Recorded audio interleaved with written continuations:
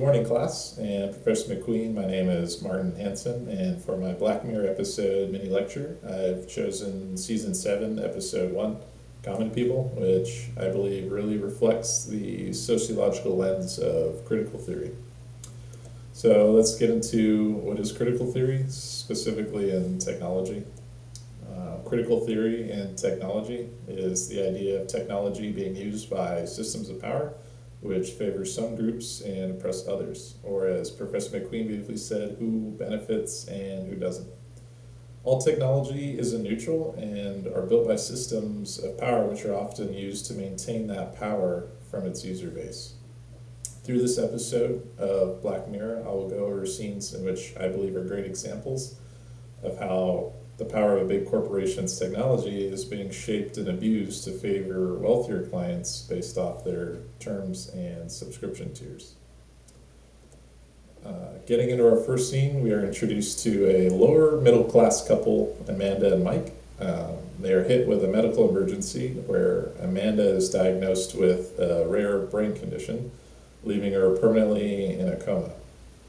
When the husband is approached by Gaynor, a representative from a new startup company, Rivermind, which specializes in treating patients with her condition. This will give her a second chance at life, and so Mike jumps at the opportunity to save her regardless of the financial strain it will put on them. This is where they have now entered as subscribers to Rivermind and allow them full control of their lives. The company replaced the failing part of her brain with a synthetic tissue, which then is controlled off the tech company's servers like cell phone coverage. This allows her to regain consciousness and live a healthy and normal life. However, now they are forever bound by the control of the company. Her survival is in the hands of this corporation. The initial subscription is a little steep for them at $300 a month. However, due to this financial strain, it slowly starts wearing down on their relationship due to Mike having to pick up extra shifts at work and do overtime. It feels as though now they are no longer happy and enjoying life together like they used to. Paying for Rivermind is at the center of their lives now, and not each other, which is exactly where Rivermind wants them. This situation is different from someone who has made an irresponsible financial decision like maxing out a credit card or taking out a loan for an expensive car they can't afford. This payment is necessary for the health and survival of Amanda. So on top of the normal stressors of everyday life and society, like paying the electric bill to keep the lights on in the house, now they must worry about paying to keep the lights on in Amanda. During a road trip to their favorite restaurant on their anniversary, they unknowingly travel outside the range of server coverage, causing Amanda to lose consciousness. After Mike confronts Gaynor about their restaurant being in range of their coverage, she tells them it is, but not for their subscription tier. Depending on the subscription tier you are signed up for depends on how far you can travel from your home and connect with farther server towers. In order to be able to travel to it, they would need to upgrade their subscription to Rivermind Plus, which is an additional $500, which would put them way over budget at $800 a month. There was no mention of needing the upgrade from Rivermind during the first consultation between Mike and Gaynor. It was understood that there was only one payment for all the features Rivermind had to offer. Here we have the first instance of oppression from Rivermind, where Mike and Amanda are now limited to how far they can travel based on their subscription tier. Now they feel trapped by the bounds of their subscription. There probably was some mention in the fine print somewhere explaining this, which Mike overlooked. Yet, for such a major financial decision for them, it would have helped to have had a lawyer look over everything for them, something neither Mike or Amanda could have afforded. Unlike a more well-off financial couple who would have, and they would have known which tiers provided which service. The angle that Rivermind is trying to play with Mike and Amanda is they certainly don't have to upgrade. Kind of like cell phone companies not forcing us to pay for extra data gigs for our cell phone plans. All the original features of being awake and conscious are still there, and it's coming off as an illusion of choice for them to stay at a lower tier. When in reality, it's cornering them into a position of having to upgrade in order to maintain any kind of normal life. They are not so subtly telling Mike and Amanda, you get what you pay for. Another thing that starts happening as well with them being in a lower tier is Amanda will space out and subtly start reciting ads for companies based on whatever situation she is in real life.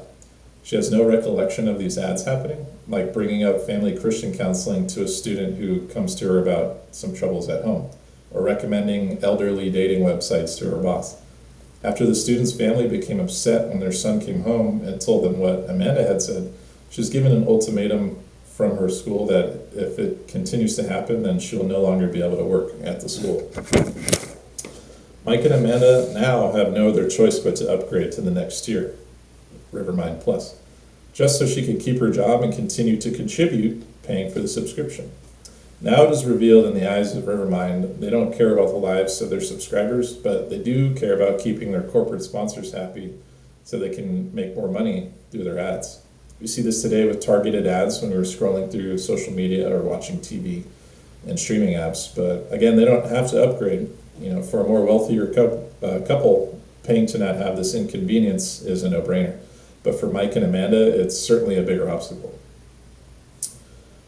After now being way over budget, paying for Rivermind Plus, Mike has started participating in the gig economy for an embarrassing website just to keep Amanda working. They start to notice that Amanda has been sleeping more and more during the day, like over 12 to 16 hours a day sometimes, but when she sleeps, she doesn't feel rested. And this is because of a new tier that has been created by Rivermind called Rivermind Lux, which actually farms energy, skills, and emotions from the lower tier subscribers to the higher ones, sucking out the energy of these subscribers and placing them into sleep mode and not natural restful sleep.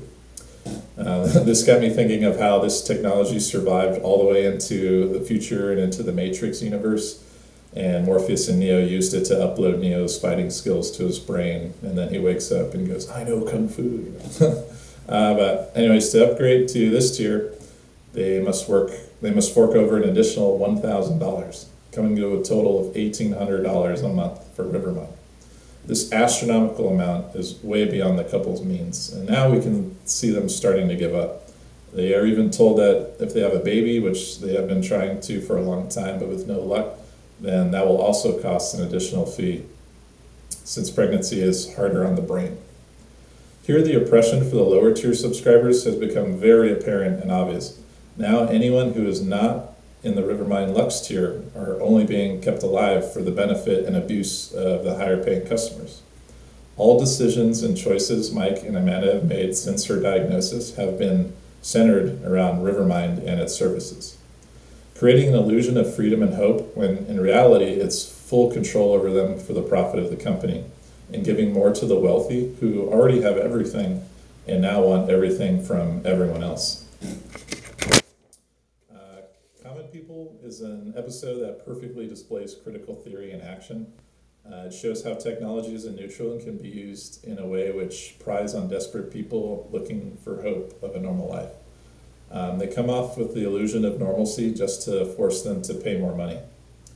They control the full scope and power of their technology only for those who can pay for it, even to the point of stepping down on the financially struggling just to have a healthy bottom line and keep the high-paying customers happy. Throughout the episode, it slowly reveals who benefits and who doesn't. I really enjoyed this episode, and I walked away with a new perspective on things I pay subscriptions for. I have to watch ads since when I'm with my girlfriend at her apartment, she isn't subscribed to the same YouTube tier as I am, so we have to watch ads, and I entirely loathe ads, so I'm willing to pay more not to have them. But in a way, it made me feel guilty for thinking, who would ever want to watch ads when you can just pay to not to? You can just pay to not have to watch ads. Or as Marie Antoinette would say, if they have no bread, let them eat cake. When in reality, not everyone can afford this luxury, and Common People does a great job of illuminating this class divide and showcasing how technology can greatly benefit some people while leaving out others, which is at the core of what critical theory is all about. Thank you for your time, and I hope you've enjoyed my presentation. I'm excited to watch the rest of the class's presentations and read about your findings. Thank you, and have a great day.